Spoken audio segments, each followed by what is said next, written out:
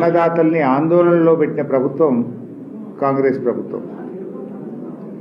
రైతు రుణమాఫీ నుంచి యూరియా దాకా ఇవాళ రైతులను ఇబ్బందుల పాలు చేస్తుంది. ఇవాళ సగానికి సగం మంది రైతులకు రుణమాఫీ కాలేదు.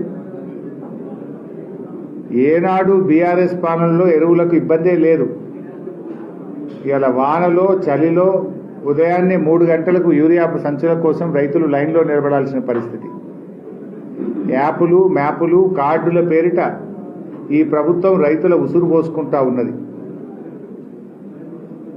ఇవాళ సంక్రాంతి పండుగకు రైతు బంధు డబ్బులు పడతాయో అని ఆశగా ఎదురు చూసిన రైతులకు నిరాశే కాంగ్రెస్ ప్రభుత్వం మిగిల్చింది. కరోనా ఉన్న కేసీఆర్ గారు సంక్రాంతి పండుగ పూట రైతు బంధు అందించి రైతు బాంధవుడుగా కేసీఆర్ గారు నిలిచారు.